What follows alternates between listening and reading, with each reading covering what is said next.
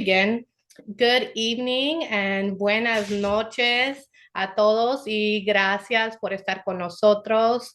Thank you everyone who is tuning in to this. And for our students and teachers and administrators, happy first day of school. We, as members of the Houston ISD elected Board of Trustees, are meeting tonight with the goal of sharing our experiences and Can't hear you now. Sorry?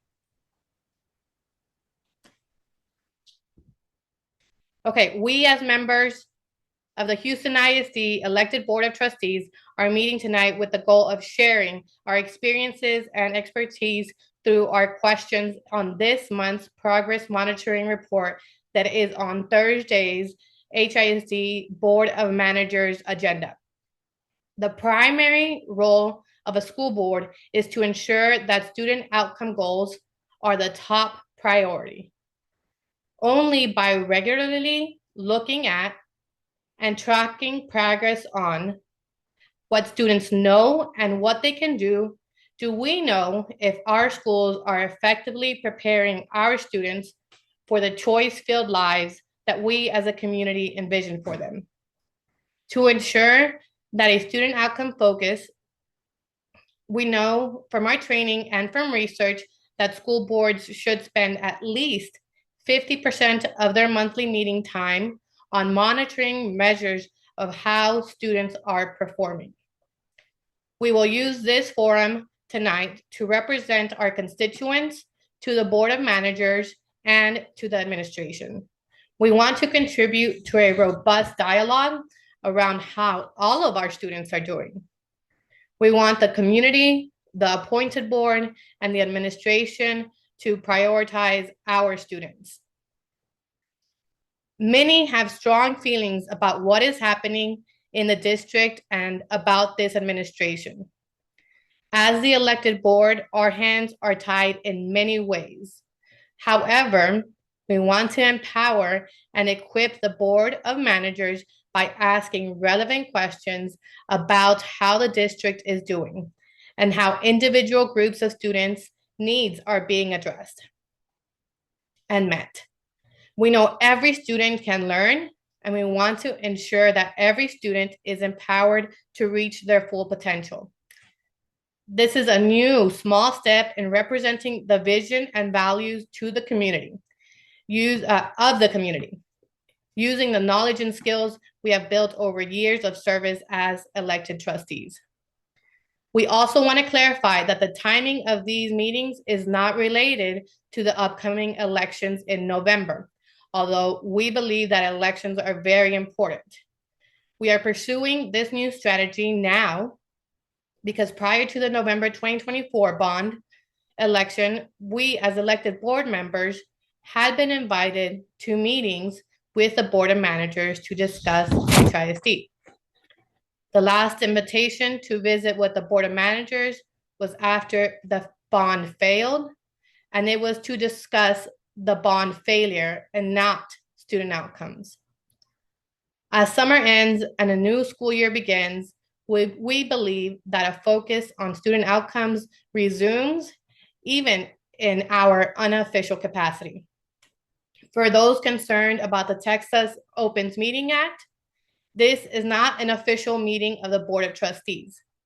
We were stripped of our legal authority in 2023 and cannot conduct official district business, nor do we have the authority to request this meeting is posted on the HISD website. We simply want to make sure that our student-focused questions are heard. Now, to our main goal today, progress monitoring. So let's begin. We'll spend about 20 minutes on goal 1 and 20 minutes on goal 2 and 10 minutes on constraint 3 in order to keep this meeting to 1 hour.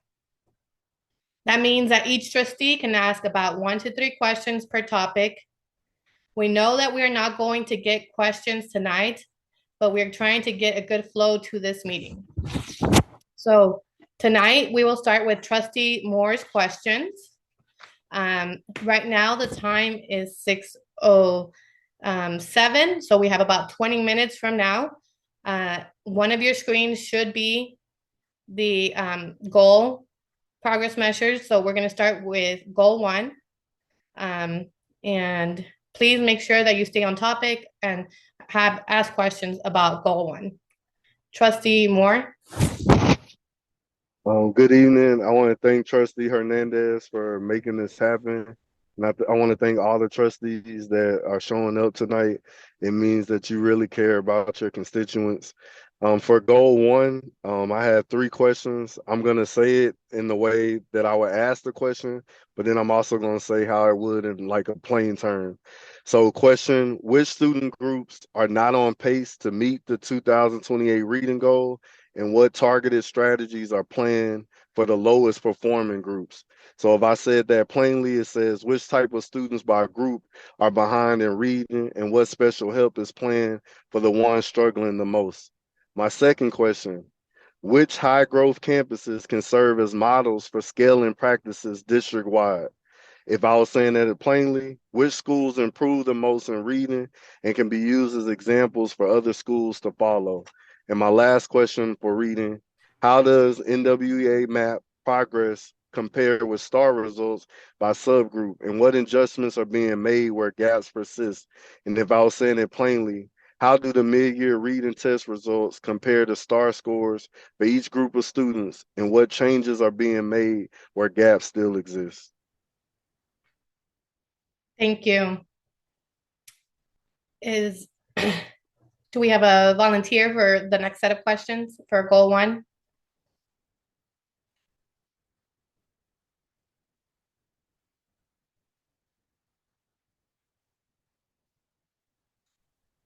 Happy to jump in. Awesome. Thank you, Placido. Thank you. Great. I have one question about goal one, and I'll explain the question and then I'll explain why I think it relates to goal one. The question is, this coming year, is it in the reading curriculum for students to be required to read a novel from beginning to end? And I read in the Houston Chronicle article sometime in May that the chief academic officer said, yes, they're phasing that in. And for higher grades, they're looking at having two novels from beginning to end. That relates to the goal of STAR reading because I think it's great that the reading test scores have gone up. And nothing I'm about to say is going to change that point. But there are limitations to what that means, right? If reading test scores are going up, that means that students are able to comprehend the passages in that STAR test better than they used to be, which is definitely a good thing. But I worry that one of the reasons why previously students weren't required to read a novel from beginning to end is that the STAR exam doesn't require you to do so, right? The STAR exam requires you to read a passage and understand it, which is important. And I completely understand why that goal is there. And I agree that it's a worthwhile goal to have. But that notwithstanding, is there something that our students are missing in their educational experiences if we are so much in pursuit of that goal that they're not reading a novel beginning, middle to end? Like, in other words, yes, it's really, really important for kids to be able to get the main idea out of a short passage. And it's also important for students to be able to do things that are more complex, like explain the differences between Malcolm X's views on humanity before and after his trip to Mecca, which you just have to read the book to understand that. So like my question is just to confirm do the reading curriculum require students at certain grade levels to read a novel from beginning to end? Thank you. Do you have any more questions on goal one? I don't. Okay, Well, perfect. a small question. I noticed that students with disabilities that has dropped a little bit. So I'm curious as to what the analysis is to why. I think that's a great question. I also had that question, especially because we know that that is one of our exit criterias. So um, it's interesting that that is taking place right now. Thank you, Trustee Gomez. Trustee Wade, would you like to go next? Okay. Thank you, Donnie. All right. It looks to me, according to the data, and if we could go down, Donnie, to slide 5. Thank you. So according to the data, it looks like what I'm wondering is the data from last year or the 23-24 in most cases was down a bit from the year prior. And yes, there was an increase in most subgroups except for students with disabilities, in this case, and 2+ races. I would like to know, was it the implementation of a new system that created this 2023-24 data to be less than the 22-23 data? And what is the plan going forward to help these affected groups, the students with disabilities and the students with 2+ races? Will this program that you have in store be able to address this problem in the future? And what is the plan going forward to keep this level of expectation for every other subgroup to maintain its strength? And then, sorry, look at my notes. And that's it for right now. Thank you. Thank you, Trustee Wayne. Those are great questions to ask. Trustee Dygard, would you like to go next? Yeah, I'll go next. And I also want to make a possible suggestion on process that if we get through these 20 minutes and if board members think of other questions based on what other trustees have asked, to provide that opportunity if time allows. For sure. For sure. Thank you. And thank you for convening this conversation and making sure that there is dialogue, not just presentation around student achievement and HISD. I began my review of this report by first ensuring that it had met the criteria for an effective monitoring report. So I just wanted to review that really quick as part of my time here. That it does clearly state the goal and the goal progress measures that are being monitored, and it includes the full statement, the baseline, the target, the starting date, the ending date, who's being monitored, and how they're being measured. It also includes the superintendent's interpretation of results. In this case, on the screen, you have goal 1 open, that the goal annual target was met for this particular goal. And then on page 4 of the packet, Donnie, if you wouldn't mind going back to that, it also shows the historical data, where we're coming from, as well as the out years, the targeted, the annual targets for the lifespan of this goal going out to June of 2028, and then the current performance relative to the annual target for this point in time being June of 20, well, the data was collected June of 2025 at 44%, and that annual target was 44%. And then there's a key takeaway here, but the fourth criteria is the superintendent's response, which is found for this particular goal, is found down on page 279. And what I would hope to see in a superintendent's response is, root cause. Why is this the story the data is telling us? Who's getting it the most? What are the challenges? What's working? What's not working? Like the looking backwards and using that data. And then the second thing that I look for in these reports is, okay, what's the strategy moving forward? This is the story the data is telling us. What is the strategy going to be in response to that story? How is the district going to sustain the things that are realizing the results intended? And then what adjustments might be being made to address any any areas that aren't performing to the degree that we aspire for our children, whether the goal or target is met or not. Those would still be things that I would want to see in a monitoring report. The other thing that isn't a criteria required that I look for in these reports and would be a technical question.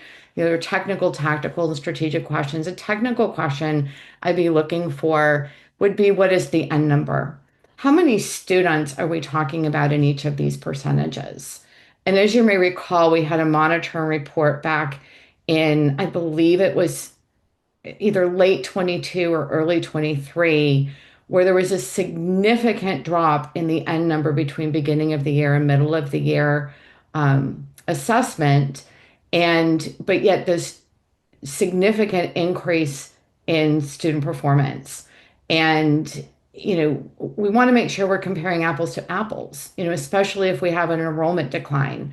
Um, we want to make sure we're comparing similar populations, and if there's been a significant change in the number of students who are tested year over year or cycle over cycle, I want to make sure that that affects the kinds of questions that I might ask to on who's getting it the most, who's struggling the most, who's not represented or underrepresented or overrepresented compared to the last time that we monitored this particular thing.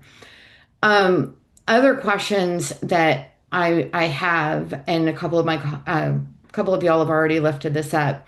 And it was figure two on, I forget which page exactly, about students of two races and students with disabilities declining instead of improving. What I would want to know is what is happening for those student groups? What's working for what is working for the other groups that isn't working for these groups? What are the challenges? What is the administration's plan to address those challenges for those two groups that did not improve or declined? And what is the strategy to improve for those kiddos? A technical question I have on page 5, and also then for goal 2 on page 19, is, what does EB mean? Do any of you guys know what EB Emergent is? bilingual. Thank you. Emergent bilingual. That was just a technical question. Another question I had on page 5 is, why did Hispanic students make less growth than other populations? On page 6, why did PUA schools make slightly more growth than NES schools in star reading for third grade?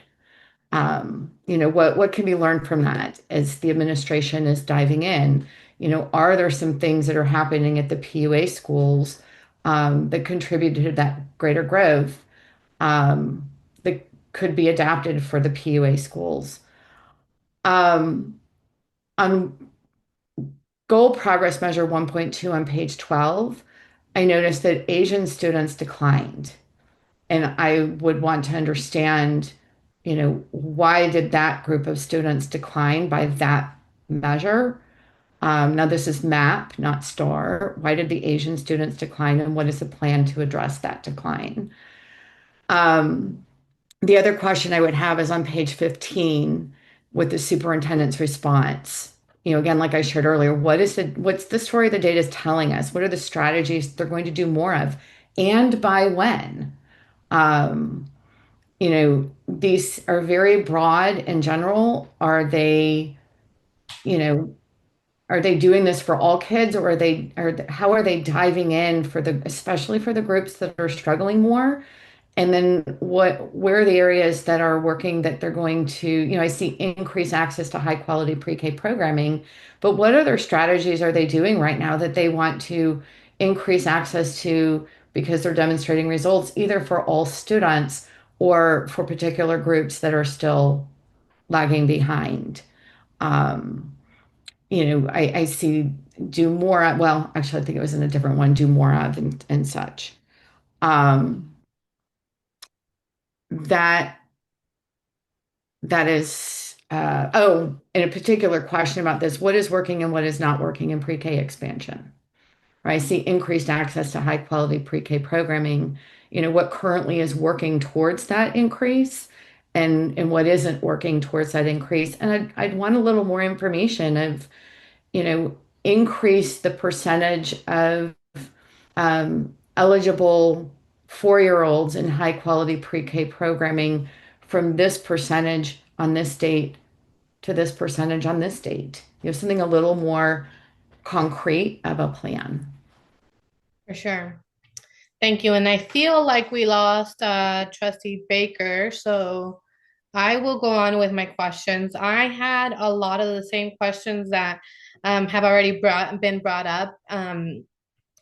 I think that one of the reasons why I believe the question on how many students, what is the number of students testing is so important is because I know historically when I joined the board, there was an example of the MOY being very different than the BOY.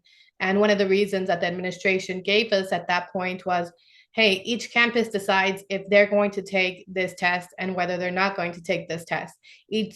By some campuses, it was teacher by teacher. So there was no way of knowing how the district was doing as a whole. So I think that number on any one of these graphs right here, right, understanding how many students are taking these exams is very important information that should be on the graph so that we have a better understanding of what is going on. On the data for that is broken down by race, I have a lot of questions on the emergent bilingual and the Hispanic students. I used to be a bilingual teacher, so I'm wondering, does the Hispanic students mean that those students are testing in English and Spanish? Are those set of Hispanic students only testing in English and you're labeling the EB, the emergent bilinguals, as those students testing in Spanish? I'm curious about what the definition of those are because it's not clearly stated on here right now. And then also on page 12, we see that, I think you brought this up, Sue, that the white population grew 14 points. And so if that is the case, what is going on there? What is taking place there that they are growing so much? How do we replicate that for other student groups? And how do we make sure that other student groups are keeping pace with that as well? And then we also see on page 12, I think you brought this up as well, our Asian population did go down. So wondering what is happening and what is a district, what are the next steps for the district with that subpopulation? What are the root causes that they see? I know that it was mentioned before on the superintendent's report. Right here, one of the things that we did see before on this superintendent's report is the root cause. So they did some digging as to what was going on at the time to try to figure out why the percentages were what they were. So I think that's a very important piece of data that the community should also be able to see. So we have about 2 or 3 more minutes. I know, Trustee Wade, you had a question, so feel free to ask your question. Thanks. Sue was mentioning about the way the data was, about the way the presentation, especially we can stay where we are on slide 15. And I wanted to expand on what she was saying because not knowing if this is a year plan, is this a 2-year plan for the next steps strategy? That would be very helpful. When you say like strategy to expand planning tools for content internalization for teachers and leaders. So what exactly is it about the content that has not been internalized prior to? Is it because teachers are new teachers? There's a plethora of new teachers, and that is why the internalization has been more challenging. I don't know. That's what I would like to know is what is it about that from your superintendent report that explains more about that content internalization? Thank you, Trustee Wade. I also had another question that I forgot to mention, but in a lot of these uh, reports, we see right here revised targets for GPM associated with NWEA map and adjusted historical achievement for the map reflect the incorporation. So I'm wondering how that affected the scores. I'm wondering if that map linking study is available to the public. Is that something that's readily available for us to see? And then I would also love to see what the scores would have been like before and why this was necessary. And I have some follow-up questions too about the Asian scores. Asian is a pretty broad term, right? That describes a lot of different groups. We have Chinese, Korean, Vietnamese, Indian. There's pretty vast differences between the different subgroups. And I could imagine a story being told that maybe this subgroup of students are increased a lot, but this subgroup did not. And this could be just a problem with the way the state collects data. But I'd be curious about the interaction between Asian students with economic disadvantages compared to Asian students without economic disadvantages, if there's some story to be told there. Yeah, we also know that the enrollment in HISD has significantly decreased. So I'm wondering if what that has to play into these scores as well. Okay. Wait, can I follow up on that? Sure. What I would hope that we would see in that conversation, I think we should recognize, a board should get a presentation and a conversation by the superintendent that we simply don't have yet, right? So some of these questions maybe get addressed in a superintendent, verbal presentation.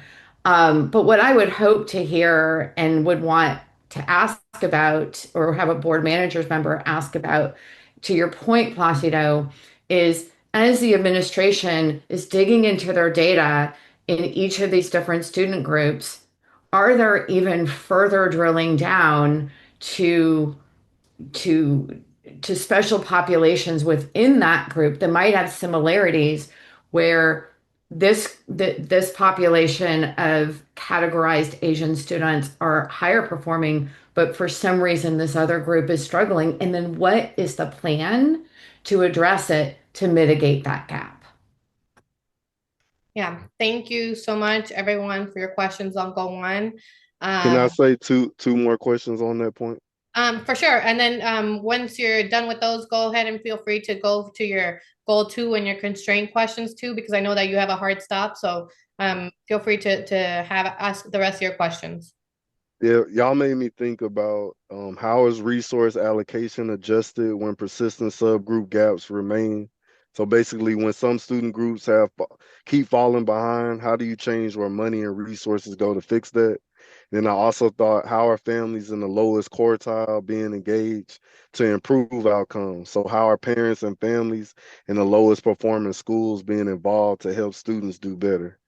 Now, when it came to goal two, I said, which campuses have the largest NES to district gap in math, and what supports are provided to close it? So basically, which NES schools are furthest behind other schools in math, and what help are they getting to catch up?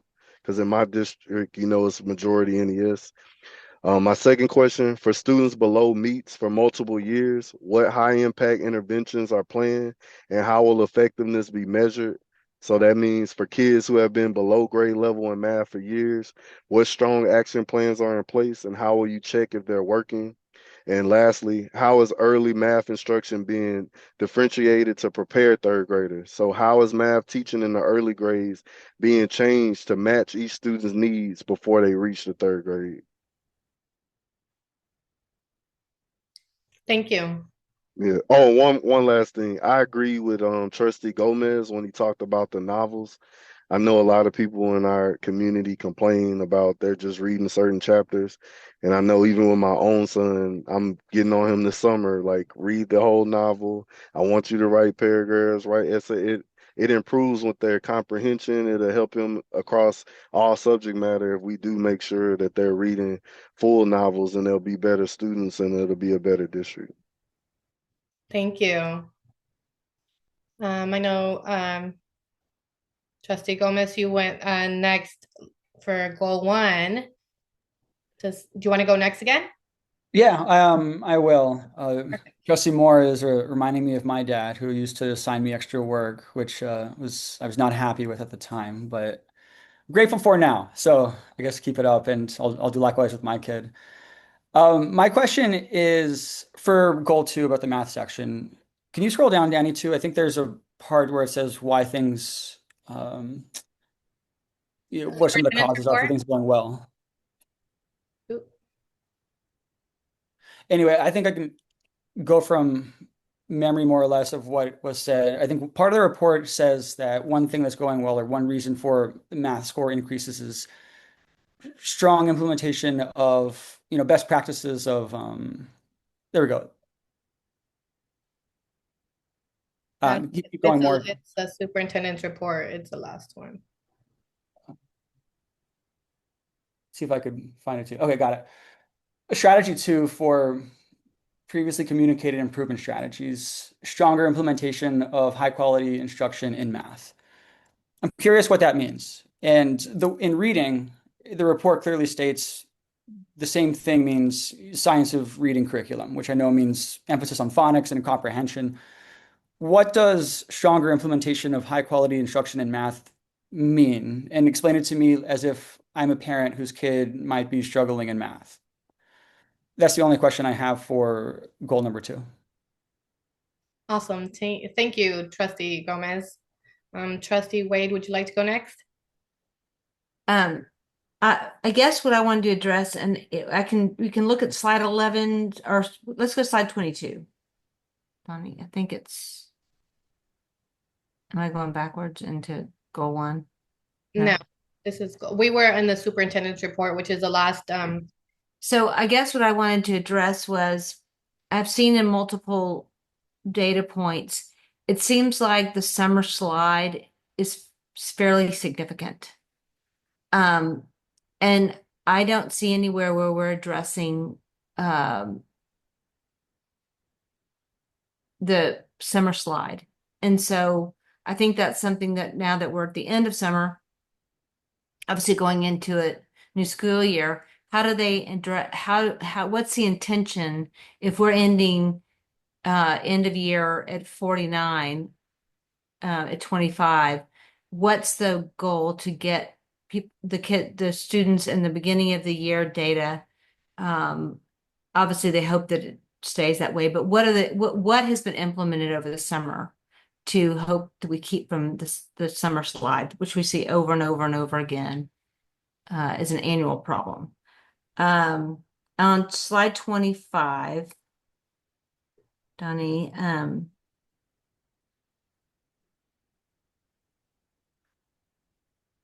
okay, so what worked in this particular map, in this NWEA math map that helped improve over the summer. If you look at the last year, look at 23 to 24 at 18, and you go, this last year was the 24. So I think that's a fair, significant increase from beginning of the year. So again, back to what's the intention on how to keep improving that beginning of the year data score this coming 25-26 season? I think that's a great question. That's a good observation. Do you have more questions on No, it was more about just about the summer slide. How do we plan to go in the school year. Okay, thank you. Thank you. Trustee Dargard, do you want to ask your questions? Yeah, and I wanted to preface when we're talking about goal one, a celebration of the achievement that has happened for our students. I mean, teachers have worked incredibly hard, principals have worked incredibly hard, and you know, none of our inquiry is intended to diminish the results and hard work of our staff and our students. But less than half of our kids are doing math on grade level. And so it warrants a conversation to dig into the data, not just about what the successes are, but where the challenges persist. And I also wanted to, and this is just kind of a side note from a learning opportunity for anybody watching or for any of us, the goal progress measures are not the goal. I'm actually finding it intriguing about the choice to have the monitoring of the goal progress measures with the goal. I find it a little distracting from the goal itself. Um, the object here is to achieve these goals. Um, the progress measures are to let us know if we are on track to achieve the goals. And a conversation that we all haven't had any, haven't had because this is the first time we're doing this, is why is EOY a predictive measure of the goal? Because EOY is actually administered, or at least when we were sitting there, was administered after STAR. So I find that kind of interesting, and I'd want to know more about that. But specific to this report, questions I had, really all similar questions as I had before for any of the student groups that are performing behind. What was the reason? As they dig into a group that is, which students are getting it the most, which students are struggling the most, what can be learned from that, what contributed greater growth for some student groups than others. For example, just looking at the slide that you have here, there was greater growth for example, 2+ races than there was for Hispanic. Why is that? What contributed to that greater growth for some of those populations, and what can be learned from it, and what are the strategies moving forward? A specific thing on page 19, Donnie, if you wouldn't mind scrolling to that.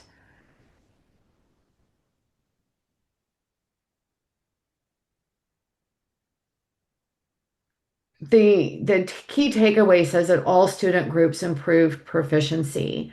So I would want to know why the superintendent's interpretation is that all student groups improved proficiency when students with disabilities declined from last year.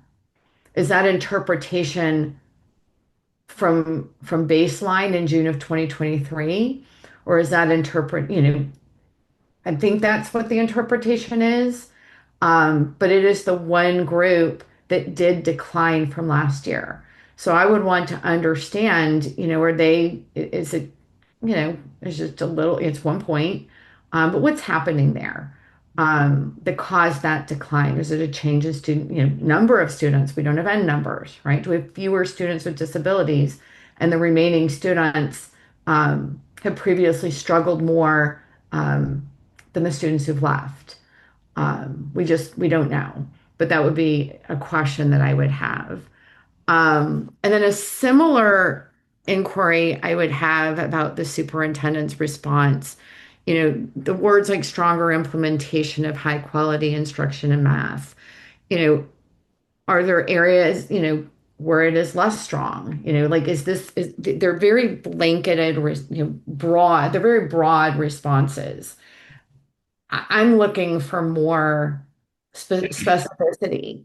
Um, this is very one size fits all. Do all students need stronger implementation, or is the implementation that they're getting adequate, but other groups of students actually need that stronger implementation? And what does that mean? Um, increase in math language and conceptual understanding and curriculum resources. Is that for all students? What is there a deficiency currently? What isn't working right now? What strategies are not achieving desired results, and why, and for whom? And what additional strategies might they be choosing to add, or scale up? And what I hear is more fidelity, but what does that expand planning tools? What do they mean by these things? I just think they're too broad to really get a clear picture of the strategy based on the results in the data. So that's really where my question is, like, Yeah. why are these the things that they're trying to do? What in the data is compelling them that these are the strategies? Yeah, thank you for that. And I think that if you have a sample of what an effective superintendent's report looks like, maybe that's something that we can share with the board of managers, so that they can have that and see the difference. I know that there are some from the previous two administrations on the HISD website. And I also had a lot of the same questions that y'all had. I'm wondering what the numbers are on these graphs as well, what the number of students testing, what that means,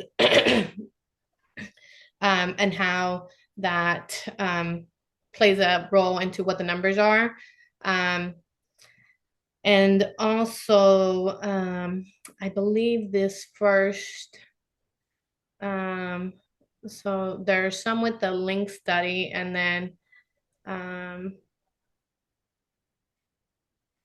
this first data source at the bottom here, it says that these are preliminary scores and that the data reflects total testers and may vary from accountability and taper results. So I'm wondering, how much would it vary? What is the,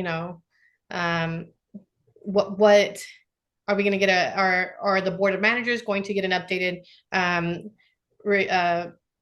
progress monitoring on this once the real numbers come out? How much does it usually vary? Which one was used in the past, if we're using something different this year? So that was one of my questions. I think it's great to understand where the data is coming from, and I'm glad that they put these numbers, this little caveat here. Another one of my questions, and this is generally for reading as well, but I remember when I was a trustee and we were going over the goals, it was very much like this because we were over Zoom. But I remember saying, hey, I believe the administration at that time wanted to increase 4 percentage points. And I was like, that's too low. For a 4-year period, 4 percentage points is too low. I see a higher percentage point here now. But I also see that according to the administration, they're meeting all their goals. So what does that mean, right?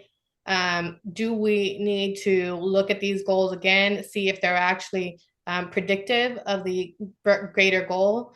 And are we just doing so well that we should have higher expectations for our students? So just some questions around that. Something to think about for sure for the board of managers, because we want all of our students to be doing really well. Let's see. Donnie, do you mind? Can I comment on what you just lifted up? For sure. So, and I think that this is important because how a monitoring report is presented to a board needs to be understandable by the community. And what they're saying has been met is the annual target for the goal. It's also why it's important to have annual targets to the goal. And that they're on track. If they're meeting the annual target to the goal, then that is an indicator that they are on track to meet the goal itself. But we won't really know. I mean, if they're starting to exceed the target, if they were already at 53%, I think the conversation would be, do we need to increase the target? Have we already met the goal? For sure. So like, for example, here, our target for 2024 was 41. And we exceeded it by to 46%, right? So the district would only have to grow 1% to meet the goal for this coming school year. So is this goal in general too low? I think that this is a great data point right here, because I think that it's pretty similar along some of the other graphs that I've seen where there's a discrepancy between the goal and it exceeding how we're doing currently. And then also for an explanation about what the difference is between STAR 2.0 are, and I think that would be helpful for not only myself and the board of managers, but for the public to understand, because we do see a little bit of a drop off from 2021. But so what that STAR change right there meant for students. And I wanted to thank you for doing this. I have to leave, but I did have two more questions. How is PD aligned to ensure culturally responsive, effective instruction? Basically, how is teacher training set up so lessons connect with students' culture and actually work? And lastly, how are leaders and staff in the lowest quartile campuses supported to exceed district goals? So how are principals and staff at the lowest performing schools being helped to grow faster than the district average? And I really appreciate all of y'all showing up, because our community needs us to continue to show up. And I'm so glad that y'all showed up for your constituents and that you did this. And please keep my family in prayer. Hope y'all have a great night. Thank you, Trustee Moore. Likewise. All right, so we are right on time to start constraint 3, or questions for constraint 3. Trustee Gomez, do you want to? Are we doing 3 or are we doing 1? I'm happy to talk about 3, but am I getting the wrong number? I might be just saying the wrong number. It's constraint 1. Constraint 1. I don't know why I have 3 in my. Oh, because it's the third thing that I'm. The third thing. makes sense. No, okay, yes, constraint 1. I would love to talk about 3. We'll do it another time. Mm-hmm. I know there's a pretty spectacular disagreement between the district and the board of managers at one of the meetings a while back about whether or not they were on track. But for 1, I'll echo what Trustee Dygart said about a lot of this report being cause for celebration, and that students and teachers are working really hard. I've seen a lot of work that's being done, particularly in the North Forest feeder pattern, which have made extremely impressive gains. So I might sound a little bit sharp and critical with the question, but I want to get into some of the more critical aspects of it. And I can't really think of a way to say this question without sounding sharp and maybe a little accusatory. But my question is there anything being done to optimize the points for the A through F system that we may not do if there weren't an A through F system? Meaning, I'd like some clarification on biology 1 and algebra 1, on when our NES students are taking those STAR exams, right? Do students have the opportunity to take algebra 1 early as an 8th grader or as a 7th grader? Ditto with biology.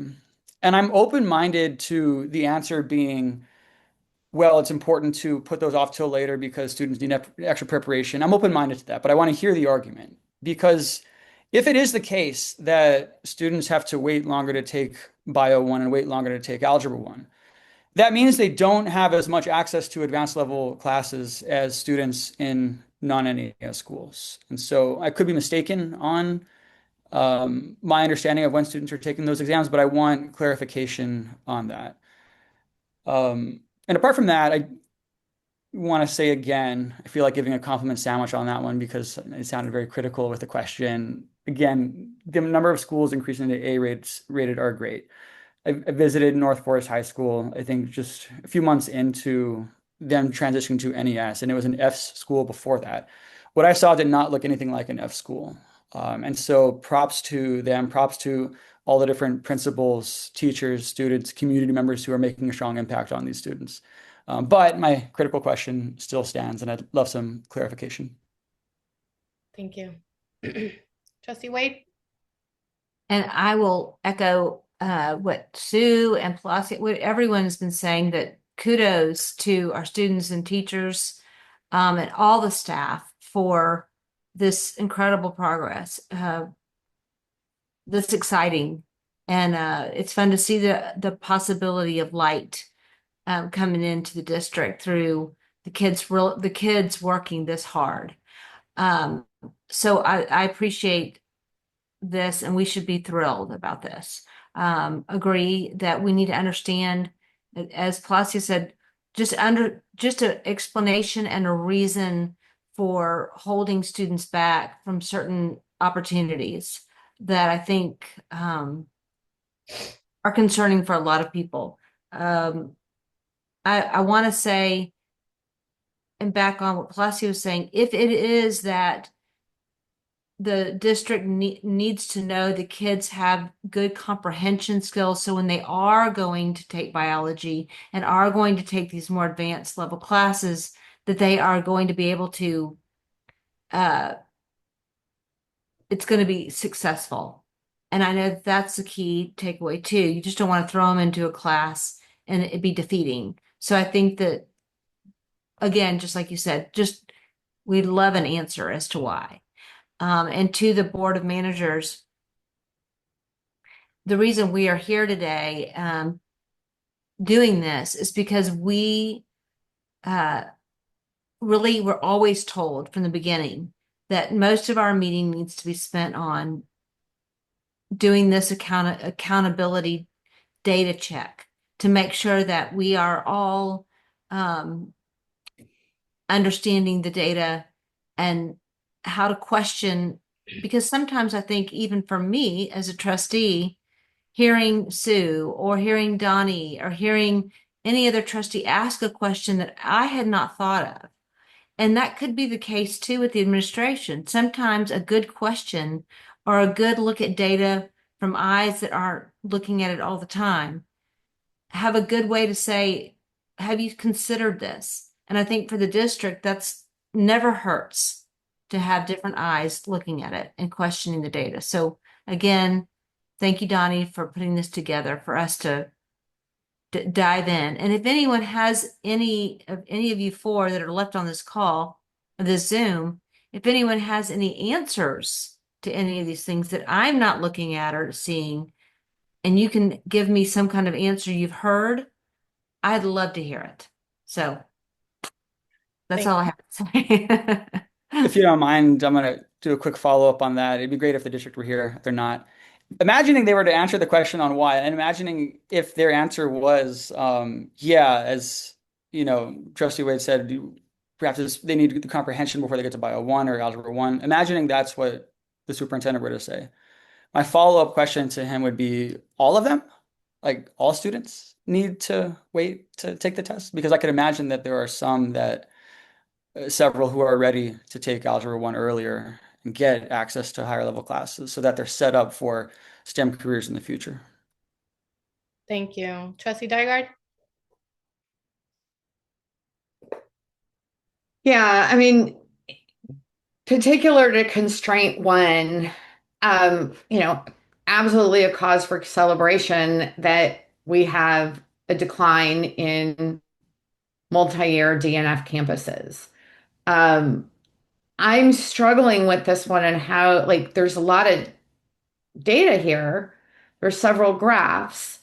But the by design constraints they're not measurable.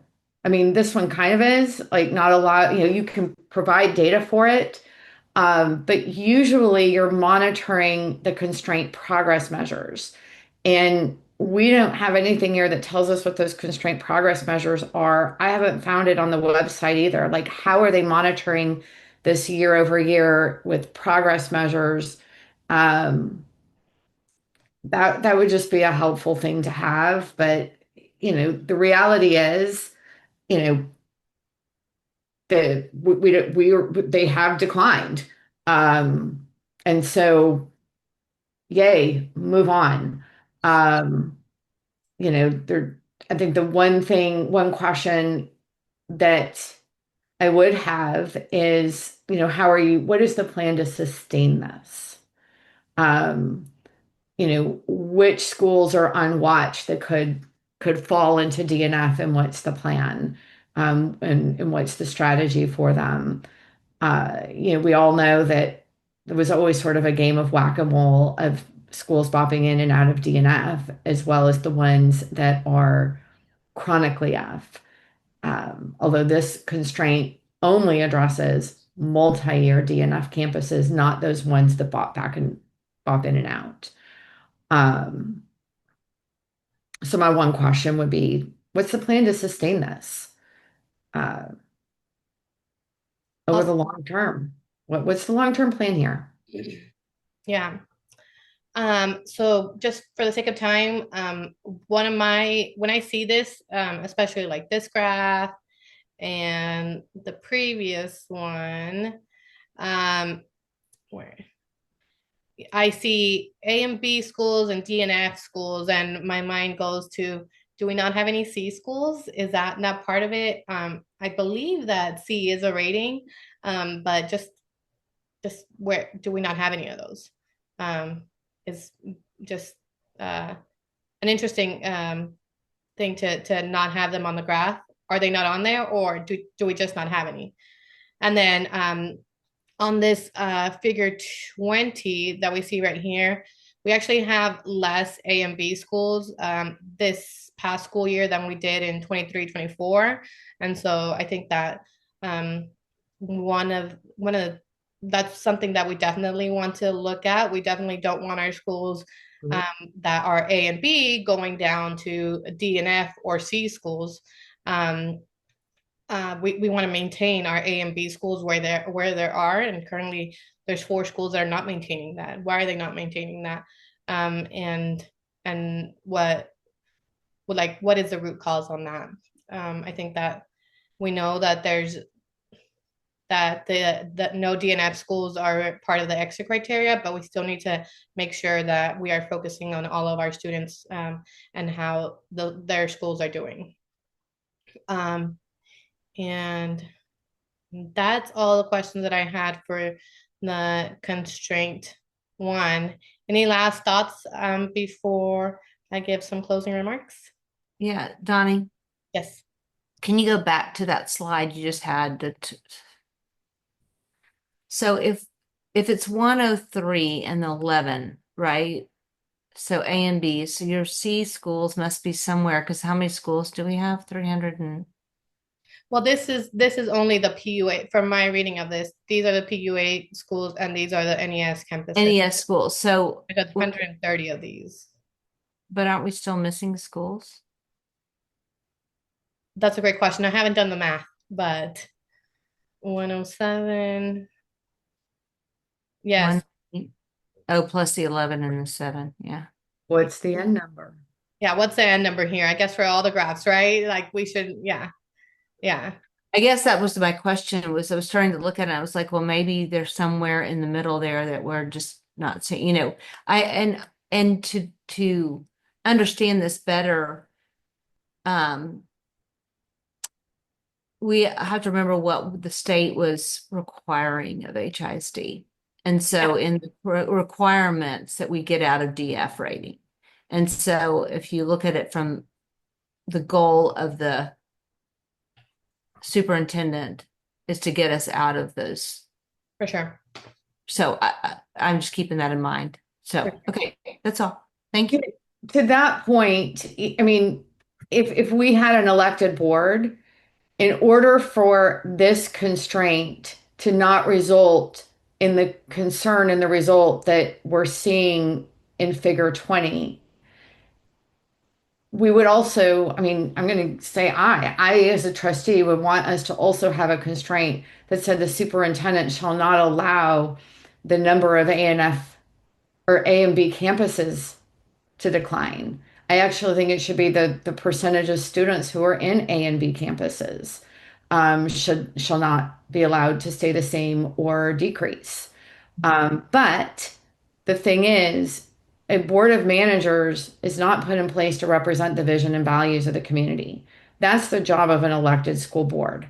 We do not have an elected school board right now. There is not anybody sitting at that dais that is there for the purpose of representing the vision and values of the community. That is by design of a board of managers. The board of managers is put in place for certain specific things that TEA believed the elected board was not leading the district effectively on, in this case, DNF campuses, and put a board of managers in place to address it. We can have all our thoughts and feelings around that, but that is the reality of it. Thank you, Trustee Nygaard. I thank you for everyone that joined us today, tonight, and shared their questions about the progress monitoring for this month's HISD Board of Managers agenda. This recording will be posted on YouTube for everyone to view. The YouTube channel is called Progress Monitoring HISD. And then we are planning to have another meeting on the Tuesday before the next HISD Board of Managers meeting. So that would be September 9th of this year, 2025. And we encourage everybody to register and speak on progress monitoring at the Board of Managers meetings on Thursday. And we also invite you to submit questions to us at our new email address, progressmonitoringhisd@gmail.com. And we hope that everybody has a good first week of school. And thank you everyone for joining. Thank you. Good Take care, night. everybody.